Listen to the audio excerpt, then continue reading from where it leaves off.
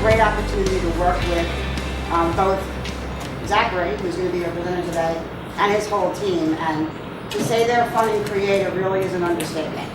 So let me go ahead and read his bio so you know a little bit about him. B. Zachary Bennett, the principal behind Reformation Productions, a full-service marketing agency located in Gwinnett County, comes with a 20-plus year career in marketing and advertising, working to grow major companies like Bank of America, Unlimited, Vectren Corporation, True Green, ChemLawn, Dick's Sporting Goods, Lowe's Home Improvement, Campbell's Foods, and Gwinnett Medical Center, Victoria's Secret, St. Vincent's Medical Center, Home Depot, BP, and more. So just a couple of small companies that you may have heard of here and there. Since starting his own boutique agency and providing his marketing experience and skills to Reformation production clients, he has dedicated his time and effort to the pursuit of helping and educate business professionals on the ways that the marketing process has been perfected by Fortune 500 companies, bringing his experience to local and regional companies in ways that they can afford. As a speaker, he provides lectures and interactive workshops throughout the South. So here's my ad lib. I had a great opportunity to work with Zachary and his team recently. If you were at the summit this year, I'm not sure if you were, we changed up what we call our Small Business Pinnacle Awards. And they put together for us a phenomenal video of all our finalists and for the entire event. And I believe that someone was quoted as saying, I feel like I just walked out of the Emmy Awards. And that was what we were going for. And their work is professional. It's fun. I've never seen a team of people interact with 33 finalists or 33 businesses from different stages of business, different sizes of business, and across the board have 33 people email me or call me after and say what a wonderful experience it was. So in addition to their marketing experience, I definitely tell you that you've got a great team here to work with. If you ever have cause to have marketing assistance, which I know is one of the #1 things I get back on evaluation forms. So with that said, I'd like to introduce to you B. Zachary Bennett of Reformation Productions, and enjoy the workshop.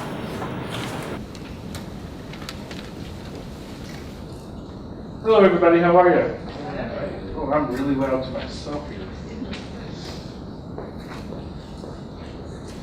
Alright, let me tell you a little bit about myself. I know she just went through a bit, so I won't bore you too much, but if you want to know why somebody is up here talking to you and what gives me the right to stand up here and talk about anything. So yeah, I do have over 20 years experience in marketing. I've worked with many corporate marketing agencies. Some of the logos up there, the companies that she had mentioned, people that you've heard of. One of the things that stuck out for me is I was particularly good at not getting stuck in the minutia of the everyday things that was going on, but being able to see the big picture for a company and then knowing what needed to be done. And because of that, it gave me the opportunity to move up the ranks in the agencies fairly quickly. So I moved up fairly quickly, and then I also moved around. I got offers from several different agencies across the country, and so I've worked at multiple agencies as well as with multiple companies. And so there's a common thread that I started to notice as far as the way that all marketing agencies operated for all these different Fortune 500 companies. While I was in Tennessee, I was at an agency up in Knoxville, and I had a call come into my office, and it was a local company that had heard about us in the newspaper and wanted to do some work with us. Well, when you are a local business and you're wanting to work with an ad agency, there's a screening question that we always use, and that is, what is your budget? Because as a local business, if you don't have multi-million dollars in your marketing budget, it's really hard to compete with companies like BP, Bank of America, people that have multi-million dollars in their marketing budget. So, of course, they did not have the budget that was required to work with the agency, and so I had to direct them somewhere else. But I thought to myself at the time, there's a niche here. You see, I was traveling 3 or 4 days out of the week at the time, And so I decided, hey, if I can open up my own agency, I can work with these guys and not have to travel across the country every day. It was great. So I don't travel as much now. I don't work any less, but I don't travel as much anymore. And I just needed to find a way to deliver the marketing expertise that these local and regional companies were requesting in a way that they could afford. So I started Reformation Productions, and we are located in historic downtown Beaufort. How many people know historic downtown Beaufort? A couple of you. We are actually right above Adams Restaurant and Piano Bar. Here's our door here, right in between Adams and Speradas. That's the reptile here. So if you see that out front, you know we're there. But our focus, again, is on local and regional businesses and helping them get to that next level where they need professional marketing services. They've taken it as far as they can on their own, and they need professional assistance in getting to that next level. We offer world-class strategy, creative that works, and we do all of that in ways that businesses can afford. Now, I do not do all of this myself. I've had to hire great people. There's several skills that are necessary in running a marketing agency. But we have, designers, video editors, directors, copywriters, client service people, photographers, everything that you need to operate an agency. Of course, the main thing to point out, however, is that all of these people are dedicated to the study and the practice of how people make purchasing decisions and how companies can position themselves in a way to be remembered and chosen in the marketplace. Marketing is a connection between creativity and psychology. It's where those two meet. And really it's a study of behavior, the buying process that people go through, and how we can work together to influence people to purchase a product or a service. Now, they're also all dedicated to the vision, the values, and the practices that I set forth with opening Reformation Productions. So some of that includes leading and guiding businesses through doing marketing the right way. One of the things that I noticed when I started working with smaller businesses is when you're dealing with Bank of America or Victoria's Secret or somebody like that, they all have VP of marketing, people that are trained in marketing. When you get on the local level, a lot of those people, aren't trained in marketing, they don't know how to do it. So we spend an awful lot of time trying to walk people through those steps. We also help them avoid the obstacles and bad practices that are out there that can waste your marketing budget. When you're a smaller regional business, that money is very important and very personal to you. And so we want to make sure we don't waste any money. We also provide advice through research data for them to utilize in making good decisions. We try to protect them from any vendor or media rep that would seek to take advantage of their naivete, which happens all the time. And then, of course, we provide professional marketing practices and communication tools in a way that they can afford. Now, that all in all, what that means is basically we provide professional marketing expertise. We act as a compass for businesses as they go on their voyage into the marketplace. That means we provide strategic and proactive tactical planning, effective creative direction, design, and production. Then we also serve as a lighthouse on that voyage. We help to protect businesses, help them to avoid the rocks and the other perils that they'll run into in their journey, help them by sharing best practices, and of course ensuring that there's no waste, which means efficiency. Now, one of the main things that you'll notice in both of those sentences is, both of those points there, is efficient and effective in being effective. We are obsessed with being efficient and effective. That's what makes us an agency as opposed to a vendor that you might run into. You will see lots of companies out there. You have print shops that will say that they can lay things out for you. You'll have companies that are web shops that will throw a website up for you. That's not what we are. As an agency, we partner with our clients. We work with them in tandem and offer solutions back and forth as opposed to give us something, we'll put it up, yes, sir. There is some back and forth and some thinking that is involved, which is a major difference. Now, how do we do that? Well, there's a few principles that I've learned over the multiple years that I've been doing this. One of which your mama actually told you, which is the quickest way to get from point A to point B is a straight line. Point A being your products and services, and point B being your customers. Quickest way to get through them is in a straight line. Now, I'm not going to get into the process too much today, but this is the process that we use. It's the same process that all Fortune 500 companies use. One of the things that you'll notice when you start getting into the higher echelon of companies is that they do not try things.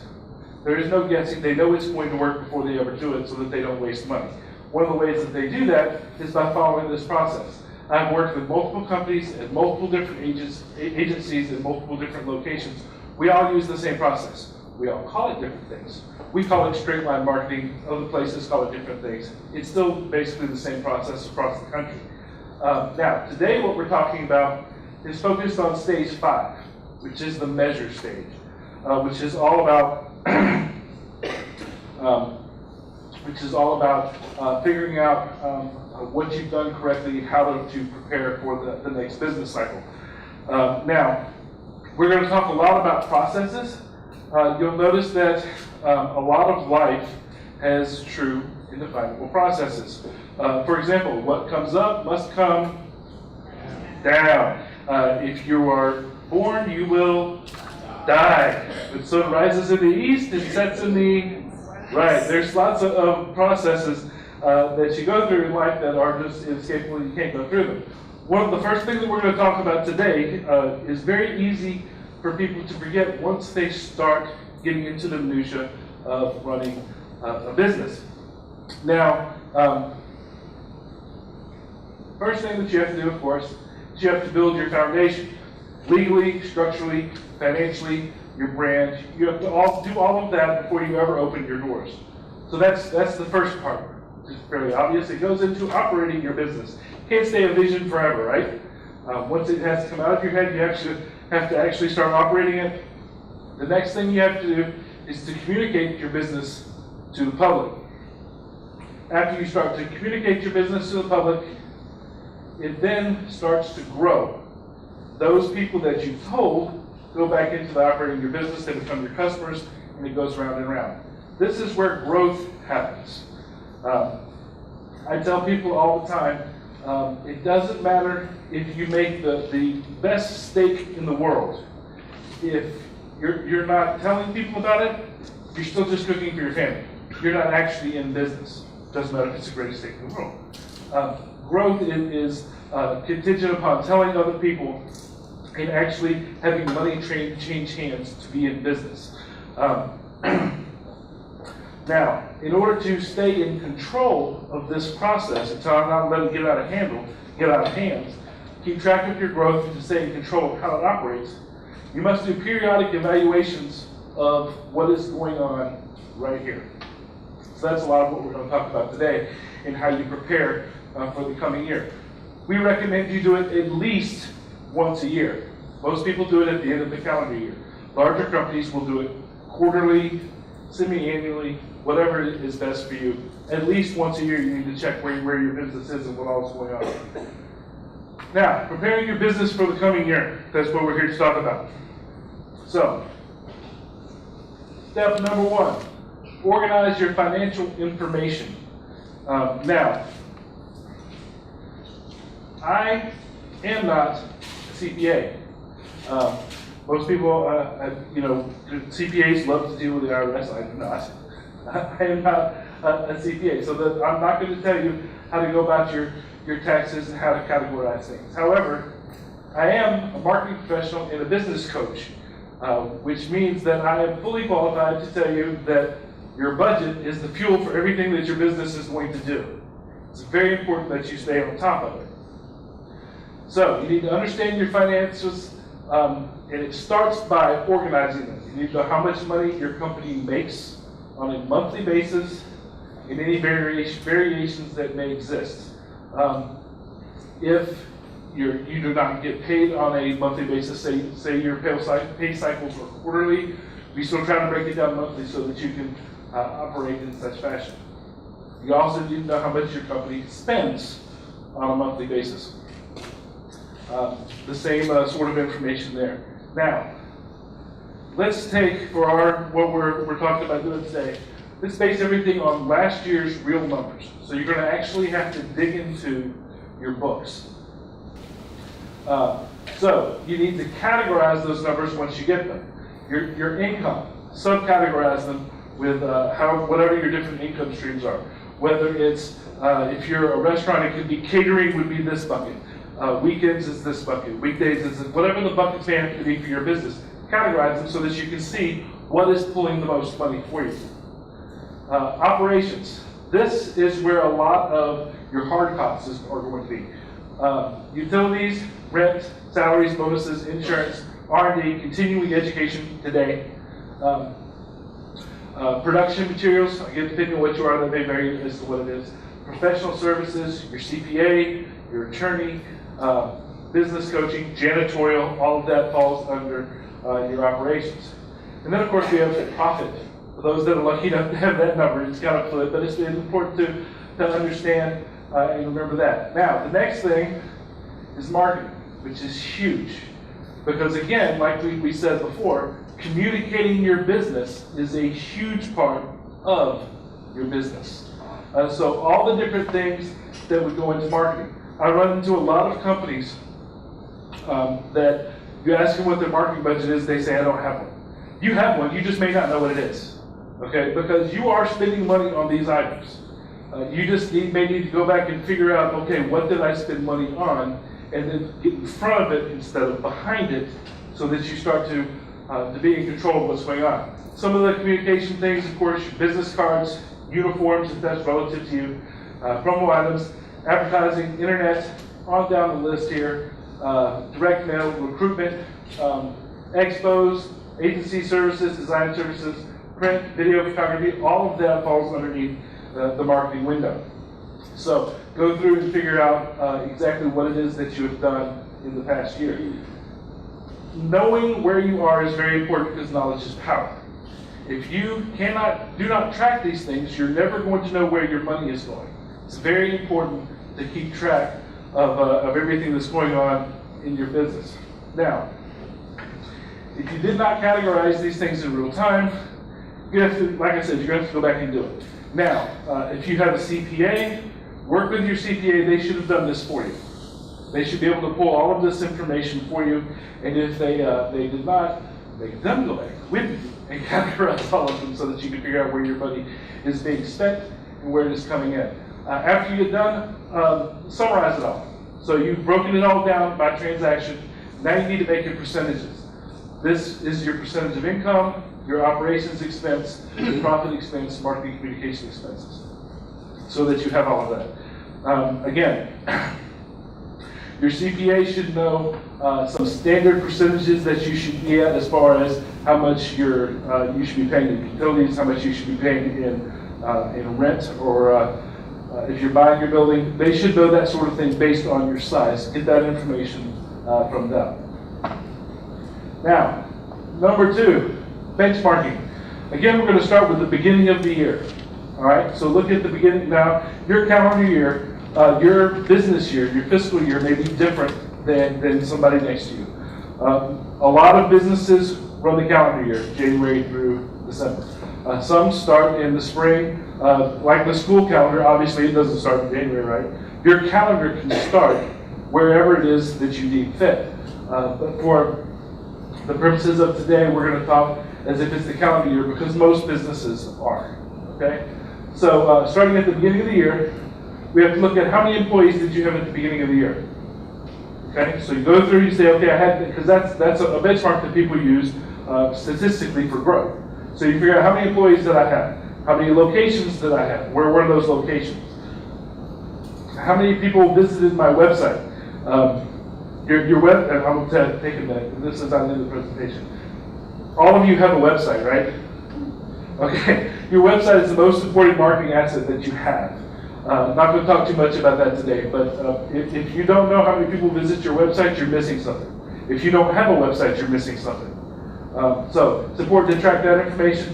And then beyond that, how many people have contacted you from your website? It's completely different information than how many people visited your site, so you need that as well. How many new customers did you have? Patrons if you're a restaurant, clients if you're a lawyer, how many people new people are doing business with you? The next thing, how many people are repeat customers? This is all at the beginning of the year where you're trying to figure out where you are. All right? Press coverage, depending on who you are, that may be an important component for you to know. How much press coverage did you have at the beginning of the year? How many people were aware of you at the beginning of the year, aware that your brand existed? One of our clients is Napa. And Napa Auto Care is a branch of Napa that actually services vehicles. We came on board to work with them because Napa Auto Parts was extremely well known. Nobody knew who Napa Auto Care was. So the fact that Napa on one side was extremely well known, and even their own customers didn't know who they were on the other side was an issue. The next, brand acceptance. Were people buying what they were selling? And by that I mean what they were promising the public. Did the public believe it? So what is your brand acceptance at the beginning of the year as well? Then at the end of the year, you need the same information. So you'll have a beginning of the year and an end of the year. All right? Now, you have projections for the rest of the year. You then go back and finalize them after you have the final numbers. But for planning, you can have pretty precise projections. Now, one of the reasons why we do this, again, knowledge is power. This little cartoon, for those of you who can't see it, it says the secretary goes up to the boss and says, or secretary or somebody that works for him, and says, the bad news is our customers hate us. Good news is we have fewer customers. Again, knowledge is power. Knowing that will help shape this decision.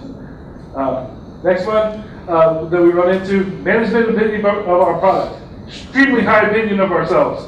Customers, not so much. Very important. Again, knowledge is power. I had a client that came to me, and one of their things that they were selling, right, their brand that they were putting out to the public, was that they were made in the USA. Made in the USA, extremely important to the business owners. We talk to their customers, and they could care less. Which means every bit of money that they spent telling people that they were made in the USA was wasteful. They wasted all of their efforts telling people something that they didn't care about. So again, knowledge is power. Now, step number 3. Make and analyze your benchmark comparisons. What did you accomplish? When you're looking at where you were at the beginning of the year and where you are now, what did you accomplish? Was it good? If what you accomplished was good, recognize it in yourself. Tell yourself you did a good job. It's very important. It's very important to see what it is you've done right. Then you have to figure out how you did it. I'm sorry, JD, we still haven't figured out how we did it. Profits is going through the roof. They don't know how. How are they going to repeat it? We can't. They don't know what they did to make it happen. It's very important to figure out what it is you accomplished and how you did it. The other thing is look on the bad side. Where did you struggle throughout the year? What didn't work? And why? Why didn't it work? You cannot fix what you don't know exists. And one of the definitions of insanity is doing the same thing over and over again and expecting to have different results. Now, a little cartoon here. I think it's very important to note that we tried really hard.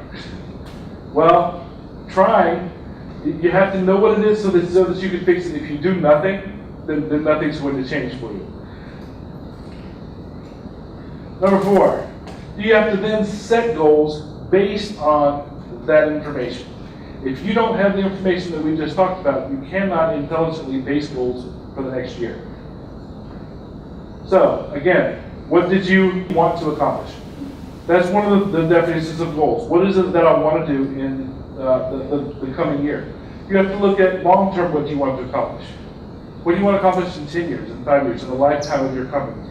Then you also look at short-term. What do I want to accomplish in the first quarter, in the first year? Where can you continue your current growth? You have to look at what it is that you've been doing, what has been working, what can you continue in the same vein. What has changed in the marketplace? This happens from time to time, depending on your business. Things can actually change in your industry. It's very important to consider those things when you're looking at your goals as well. There's from a technology standpoint, things and technology can come out and change the world. Audience perception can change. People now think this way in my industry about these people, therefore we need to move away from that. Lifestyle, audience lifestyle changes. This usually happens if there's a big crisis or something in society, and society makes a huge shift for one reason or another. The best example of this that I can tell you right now, changes in lifestyle came with 9/11. When 9/11 happened, all businesses stopped running altogether because people stopped spending because they were scared. That was a lifestyle change. As a business, you need to understand those things and how they're going to affect you. The next thing, how much more can you reinvest?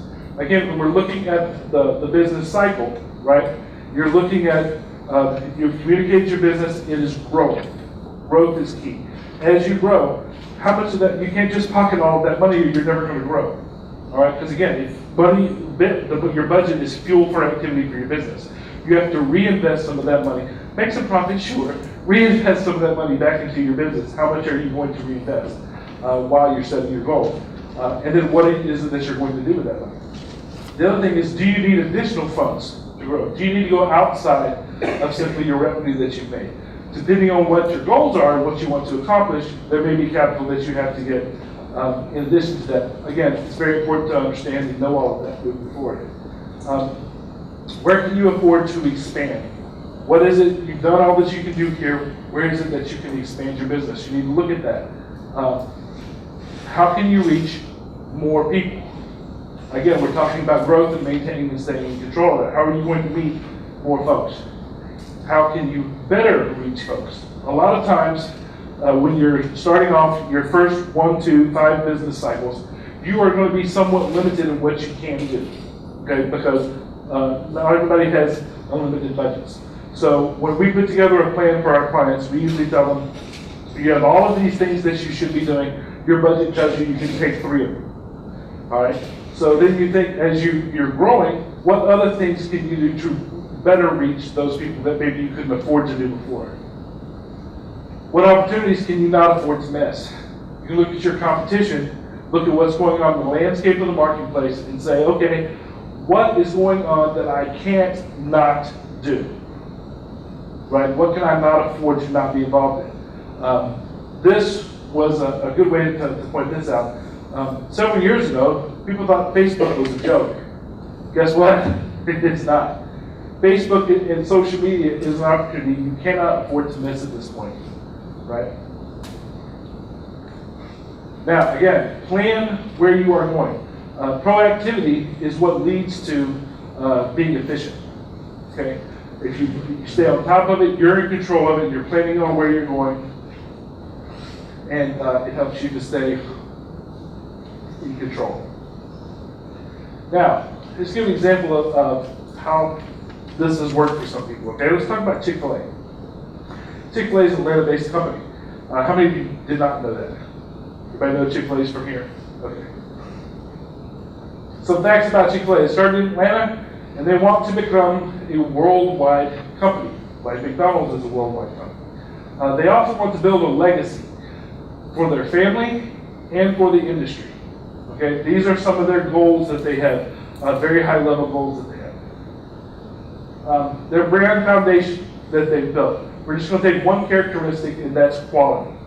Okay, they want to be extremely known for quality. So let's see how that's been broken down in their business. All right, their products, they use only premium materials in their product, which means Hershey's chocolate, not the no-name brand. They use gold pineapple, not the no-name brand. Back because they're so obsessed with quality that they use premium products in everything that they build. Okay? The other thing is their chicken sandwiches are actually handmade. Is that the most efficient way to do it? No.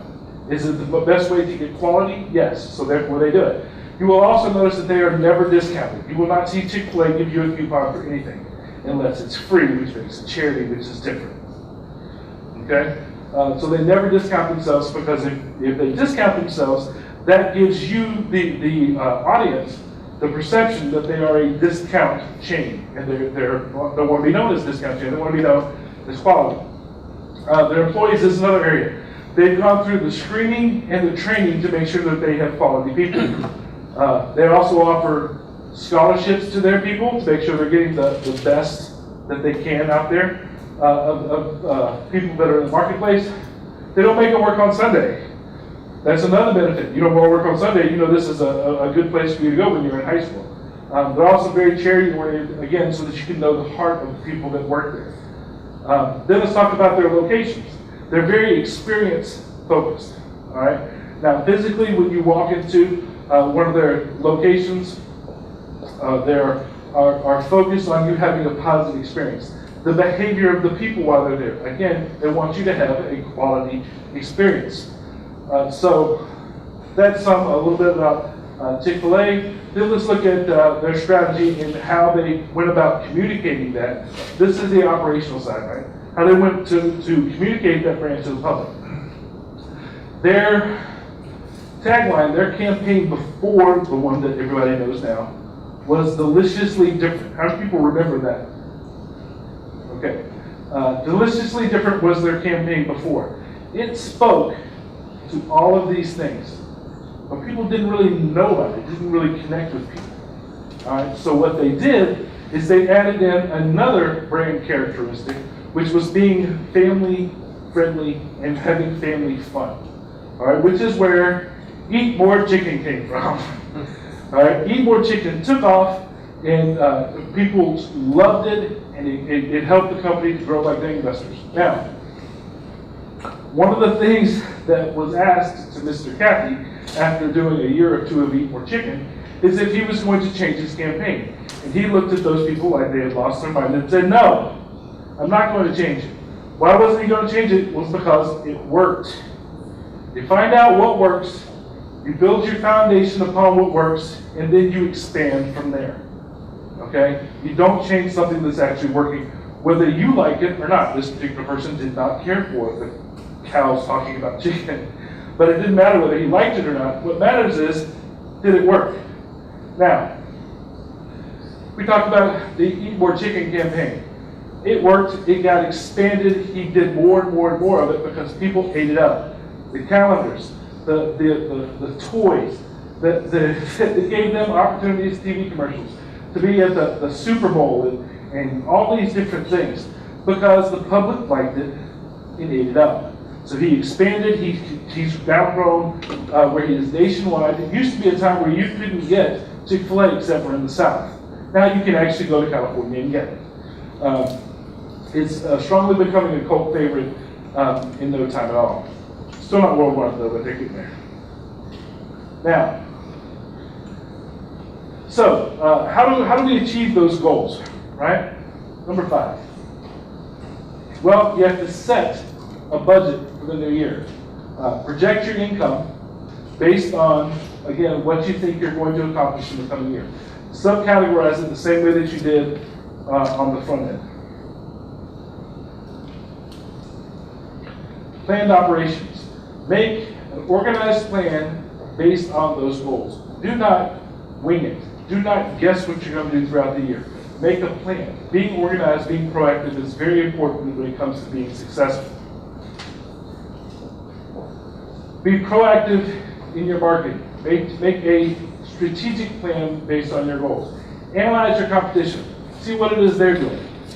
Build your plan based around that. Explore best practices. Okay, so find out what are some of the things that are going on in my industry, in the marketing world as a whole, that are considered best practices. Figure out what those are so that you can decide whether you're going to do them or whether you're not going to do them. Research upcoming trends that are happening. There are several ways that business philosophies, research what those are. Team up, marketing, and sales. Now, I'm not going to spend a lot of time talking about this right now, but we do have a seminar, you'll have flyers all in front of you, that is completely dedicated to how marketing and sales work together. People all the time talk about sales and marketing. People don't have any idea what they mean. That we have a seminar coming up in January that's completely dedicated to that subject and how sales and marketing can help your business become successful. So that's on your flyers there.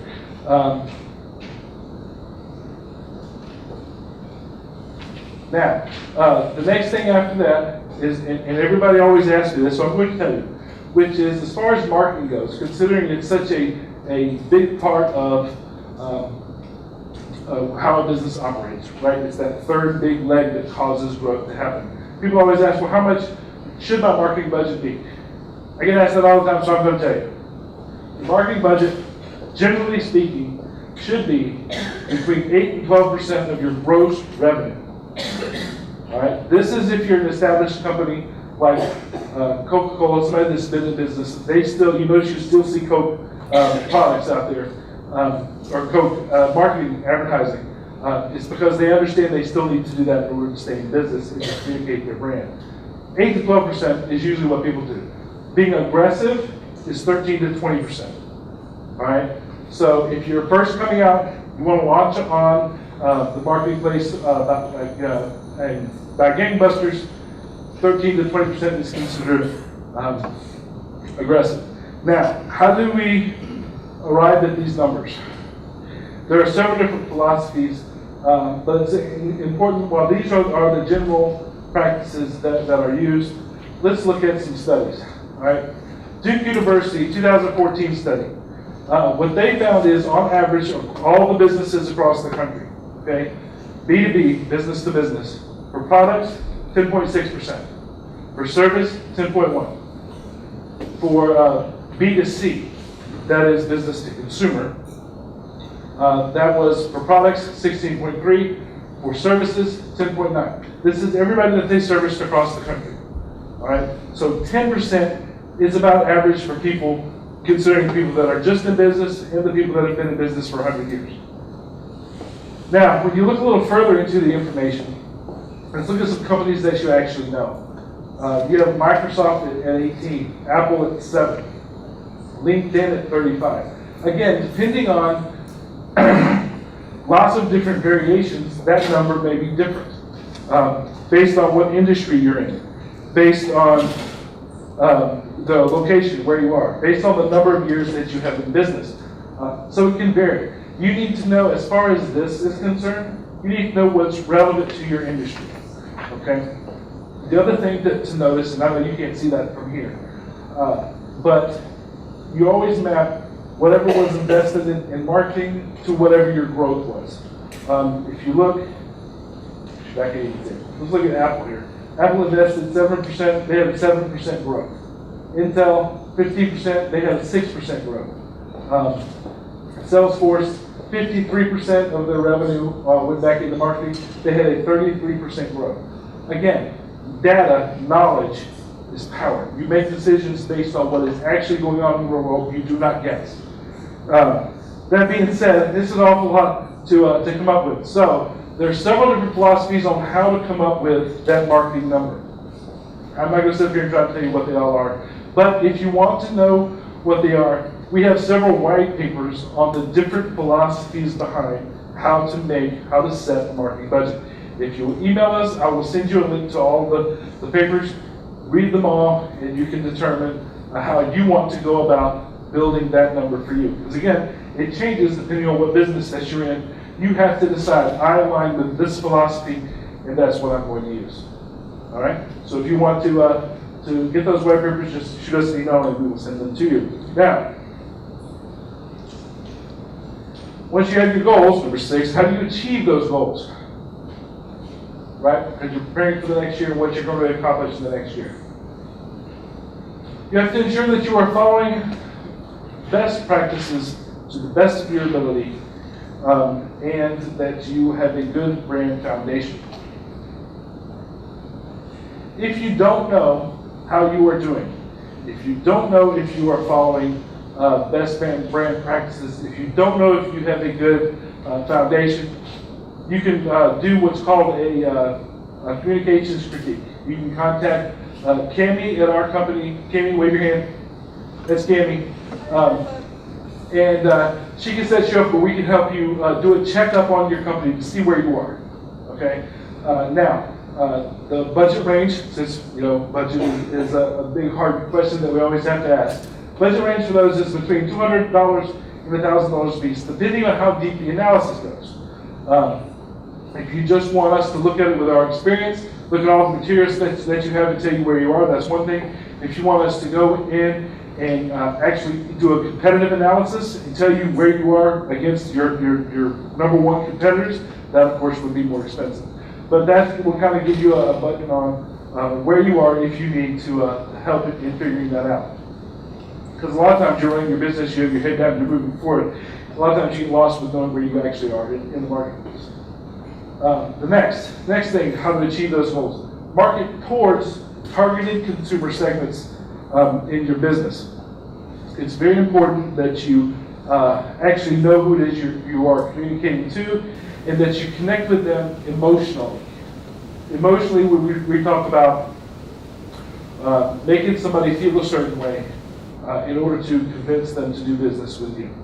So you look at, I tell people all the time, when a woman buys a sweater, she's not buying a sweater because she needs a piece of clothing. She's buying it because it makes her feel pretty. That's an emotion. It makes her neighbors jealous. That's an emotion. She's buying it for some reason other than the utilitarian reason for it. Your creative should be brand focused, not product and service focused. People buy things based on emotions, not based on what you do. People assume what you do. If I go to a dentist and I call them and they tell me they clean teeth, I already do that. What I want to know is, why should I choose you to clean my teeth? I go to a mechanic and they tell me, hey, I do oil changes. I already knew that. That's not going to make me choose you, right? You connect with them on an emotional level. You connect with people based on who they are, not what they do. Next, your creative should show how you are different from your competition. Telling me how you're the same as the competition is not going to influence my decision. You tell me how you are different from them. You're cheaper, you're better, you're faster, you're cheaper, you're whatever it is that you are. You tell me that. Tell me how you're different and how my experience is not going to be the same as the guy down the street. Your strategy should be planned to intersect with your customers where they are. Do not expect them to come to you. You go to where they are. Find out where they are. You intersect with them there. And then you give them a compelling message and a reason that they should choose you. Make sure that your brand is true. Don't tell the public that you are the fastest oil change company in the world if you're not. Because that's going to make them mad at you. And once they're mad at you, they're going to tell two friends who are going to tell two friends, and eventually they're closing your doors. Only tell people, promise something in your brand that is true. All right? Very important to be authentic. If you promise superior customer service, make sure that you are investing in your employees. Don't say we have the best customer service and not train your employees how to do that. That is not fair to the employees. It's not fair to the public. All right? If you promise speed, make sure you invest in accomplishing that. Don't tell me you can make the fastest sandwich if you don't have the equipment necessary to cut your roast beef fast enough to make it faster than the guy down the street. You have to invest in what you promise. If you promise quality, start with the best, stay with the best. Okay? An example of this, let's see if I can do this. Anybody here work for Wendy's? Good, let's talk about that. With Wendy's, if everybody knows, who was the founder of Wendy's? Dave Thomas. Okay? Dave Thomas passed away a few years ago, and the company took an extreme change because the founder was no longer running the company. Dave Thomas was a restaurateur. He passed away, and now all of a sudden the restaurant is being run by accountants who are trying to trim corners and not necessarily provide the best product. In case you're wondering what happened to Wendy's, that's it. So again, make sure if you're going to promise to be the best, Be the best. Pitfalls that you need to avoid while you're doing this. Vendor and media marketing, being reactionary. All right, if you can't see this picture, this is an old jalopy that says the word Ferrari on it. Guy's giving over his money. He says, well, the salesman looks trustworthy. A lot of times, one of the things that you have to look out for as a business owner or a business manager are people that are out there that would take advantage of you. All right? A lot of times, if that person is making a decision for you based on commission, it's not that all these people are bad, because they're not. There are some very good vendors that are out there. But you are in the driver's seat. You have to look out for yourself. So that's a pitfall that you need to look out for. Make sure nobody is there to take advantage of you. Next one is blame shifting. The sales team did as good as they could, so the fault must be the customers. Customer is never at fault. It's something that you as a business owner didn't do, or one of your partners didn't do, somewhere along the line that shapes the consumer's behavior. Okay? You can't go through business blaming other people. Running a business is hard. Okay? You accept that responsibility the second you start doing it. And you're going to have to work to make it be what it is that you want it to be. Blame shifting is not the way to go. Next, lack of planning. Our study concludes that this is the percentage of our customers who will buy from us if we do nothing whatsoever. 0%. This happens a lot. Invest in your company. Plan what you're going to do. Be in control. You can't complain about your business is never growing if you don't do anything to make it grow. And then lastly, spreading yourself too thin. It doesn't matter how great you are. If you're the only person that's there, you cannot do everything. You just can't as you grow. When you start off, absolutely that's what you do. But as you grow as a business, you just simply cannot do everything by yourself. That being said, if you need help, all right, there are lots of resources that you can use. I'm here, so I'm going to tell you about us. All right, we offer business coaching for people if you just need a mentor relationship with somebody to bounce things off of, some guidance from somebody that's been in business for a while. We offer that. We also can help you build your brand foundation if it's not built already. Again, communicating who you are to the public is a key part of business and making yourself successful in the coming year. Business checkup. If you don't know where you are, you don't know whether your foundation is good or not. We offer the communication critiques that we talked about earlier. Consumer targeting. Again, I talked about how you have to make sure that your communications are targeted towards the right people. If you don't know how to do that, or if you haven't done that, of course, we can do that as well. Strategic planning, making sure that you are intersecting with the public in a very smart way. We can help you with that as well. Creative production. People ask all the time, well, what all do you do? If you're communicating with the public, we do it. If it's website, logos, radio spots, all these different things. We specialize in helping companies communicate themselves to the public in any form necessary. So if you need help with any of that stuff, again, the person you want to contact is Cammie, who's back there in the back. Here's her information if you want to write it down. She is the person that you want to contact to get things started. Let her know what you need. She'll set up a meeting and go from there. That's all I have. Does anybody have any questions? Yes? Do you do SEO? Yes, we do SEO. It is right here. SEO/M. The reason why it's SEO/M is because what started off as SEO is no longer SEO. It's now a term that people have gotten used to. It's a branded term that has gone on to mean more things, which is where the M comes in, search engine marketing. SEO is very complicated. It's one of those places where I was talking about vendors taking advantage of people. You be very careful when it comes to SEO. You can burn up your budget with quickness using SEO services. But it is still a good thing to do if it's right for your business. Again, you have to study your own business and make that decision for yourself. Anybody else? I want to thank Zachary for his presentation. Everybody enjoy that? Yes.